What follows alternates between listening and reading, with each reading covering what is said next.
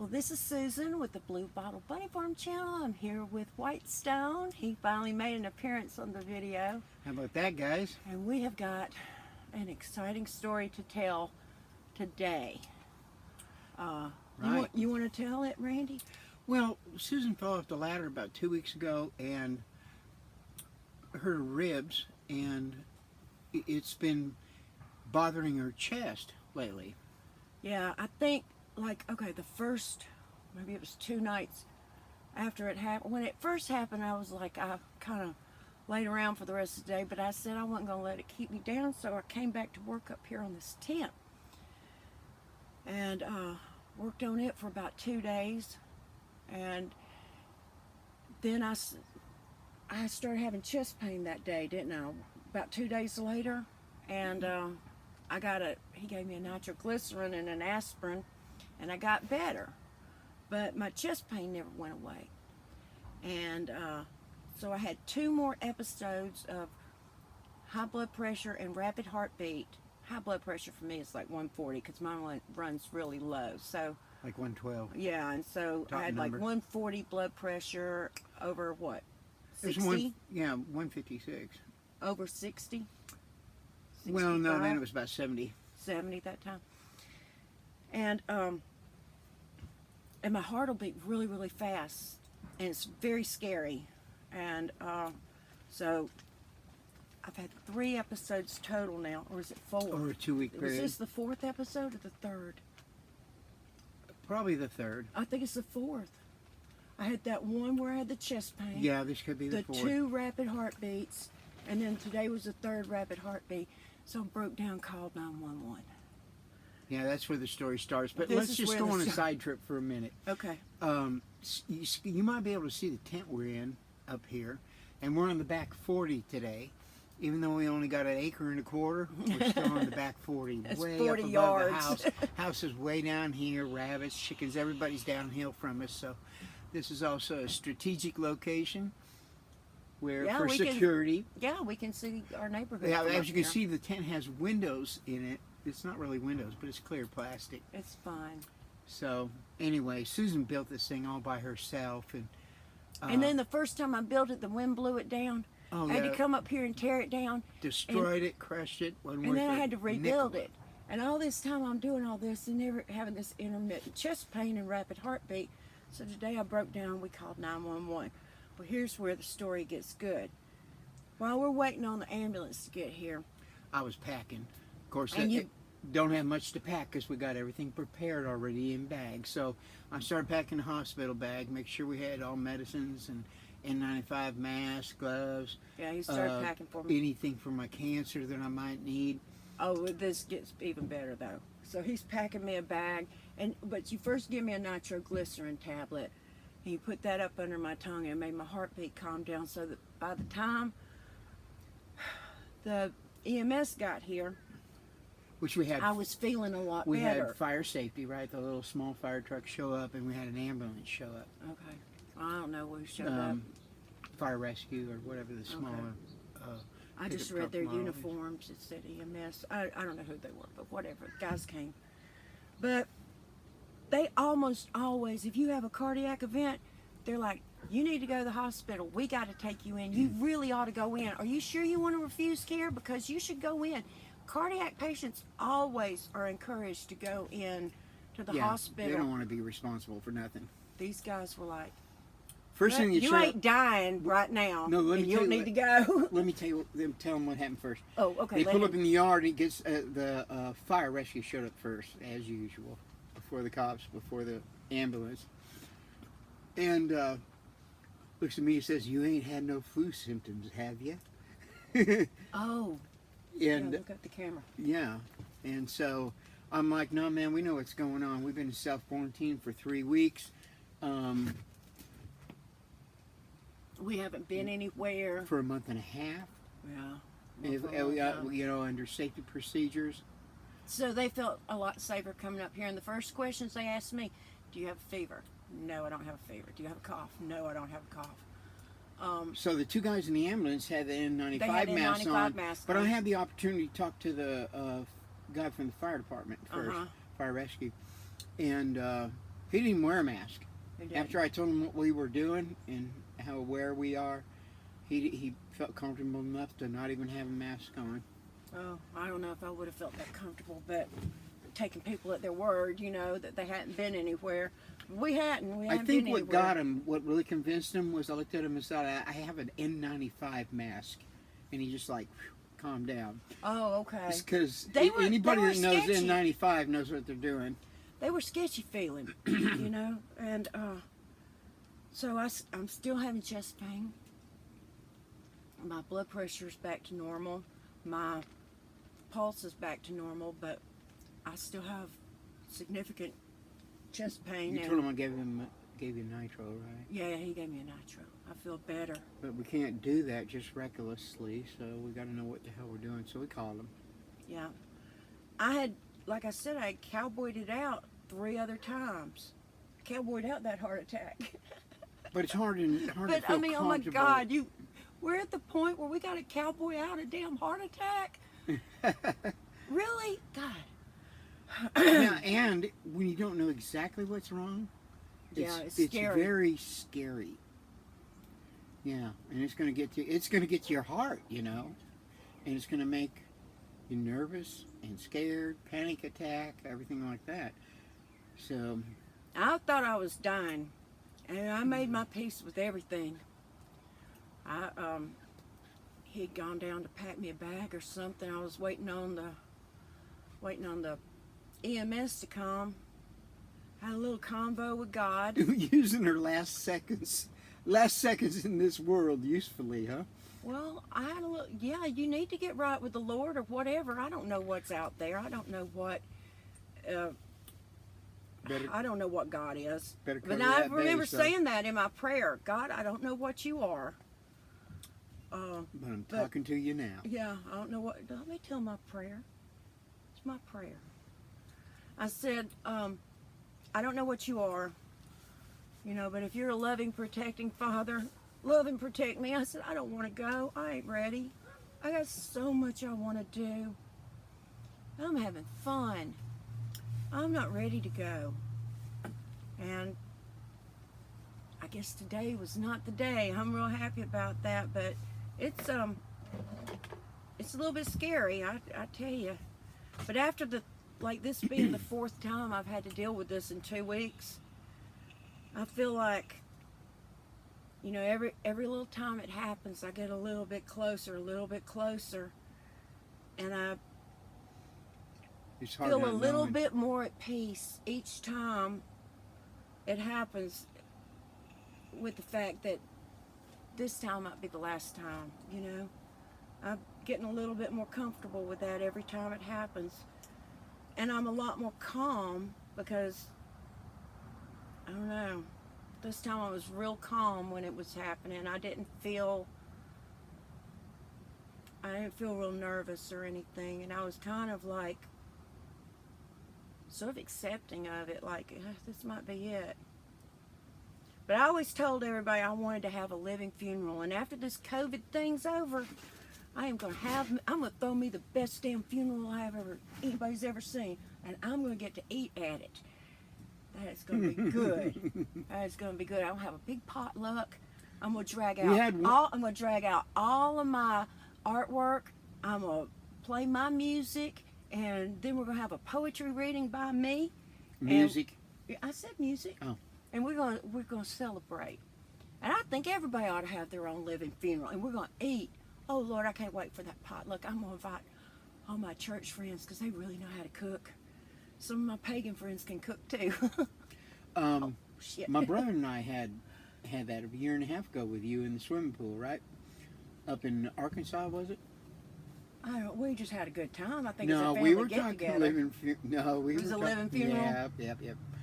We were talking that in the swimming pool. I've been talking that for years. I think everybody ought to do that. Everybody ought to have their living funeral. Yeah. Maybe have it on your birthday or something, you know, Instead when you of- have a party instead of just really honor each other. Instead of like Tom Sawyer observing it from a hiding point, you actually get to participate and be there. Yeah, I want to participate. I want people to say nice things about me. Oh. And I changed my epitaph I did. You know, I told y'all one time that on my tombstone, I would feel like my soul had gotten its gold star if my tombstone read, patient and kind. I'll remember that. Yeah, well, I changed it. I want it to say, tough motherfucker. That's what I want my tombstone to read. She was a tough motherfucker. You gotta delete the F word? I ain't deleting it. Okay. Everybody's heard the word motherfucker before. I ain't calling nobody one, except myself. So, we gotta get back to the story because this thing... I told the story. Oh no, about the EMTs coming up the hill. Oh, you got more? Well, tell the people. Don't tell me. Oh, well, Tell them the story. I met them out front, had the bags packed, had the doors locked, had the yeah. lights on. Everything was good, had all the medications, which wouldn't have done us a darn big of good. And I'll tell you about that later. Yeah, go ahead. Yeah. Tell the story. I got excited. And then, so I said, she's up on the hill and, you know, in the white tent. And they're like, a white tent? A quarantine It's like they tent. got the little gurney with the, I don't think it has dirt wheels. I think it has hard floor wheels. And they're thinking, oh Lord. So they come on up here. Oh yeah, we did tell it. No flu, right? Yeah, they asked me all about my flu symptoms, and I told them I didn't have any. I hadn't been out of the house in 2 weeks. And they were, but they asked me to sign some papers, and I'm like, he was about to hand me a pen, and I was like, what, Stone, go in the house and get me a pen. And he had one in his I pocket. said, no, I got So it. I We're signed prepared it. for everything. But they came up, point is, they come up the hill, they ran her through all the tests, you know, put the oxygen sensor, On the finger. did the blood pressure, everything like that. And they looked at you and said, there's one place you don't want to go. You don't want to go to the hospital. They told me that they wouldn't let him in with me if they took me. First thing, we'd be separated, and if she were having problems, she'd So, be dying alone. Yeah. And that, but tell them about how they described. We're talking about first responders here. Yeah. Actually, in our field, and we are in Arkansas, We're not Alabama. in Arkansas anymore. We're in Alabama, and we have like not much of a problem yet in our state. No, it's growing, Randy. Well, you haven't been looking at Facebook, have you? Well, It's growing in Alabama. yeah, we're like getting a lot more Louisiana cases. probably. But I had fallen into this mindset of thinking that maybe this virus is all bullshit. Maybe it's not real. Maybe, because I've heard about them inflating the numbers, and that, they have these emergency testing sites set up, and they stage it to look like there's a lot of people there, and there's really not anybody there, and then people have shown those videos, and I don't know what's going on. All I can do is go on by what I see on YouTube or the news or on Facebook. That's all I can go by. But having those EMS workers come up here And say, and personally "Do say, not go. we You're having a can't heart tell you attack. what to Heart do." attacks are good. Just don't go to the hospital because it is crazy down there. advising me intense. to They're outside. They home won't even remedy let my them heart in. attacks. Huh? They told me to. Yeah, you're much Self-treat my better off heart having a attack. heart attack. Just have a You're fucking heart much attack. better Excuse me. self-treating your heart attack I went with the F word. than to go to the hospital. They actually did. They did. They said, "Oh no, you don't want to You go." don't down." want to go. And I'm like, okay, well, I'm not dying today. I thought I was, or I wouldn't have never called them. But they said, you don't want to go there today. I said, by that time the nitro had kicked in, my blood pressure had come back down, The heart my rate dropped oxygen saturation was good, heart rate was from 151 or 56. from 156 to 112. And at 112 is where 110 is where they want to take you in. And I was over the threshold where it is recommended that they take me in, but they're like, They find out said, "Don't We go, don't don't go." we don't think you should go. And They- they never say that. My friend had a cardiac event at church one day. And the EMS guys came and they were pressuring her like crazy to go to the hospital.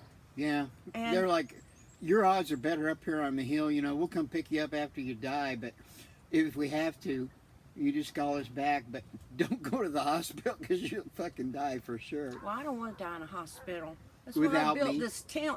Well, I don't want to die, period, but I don't want to die out there without you. Oh.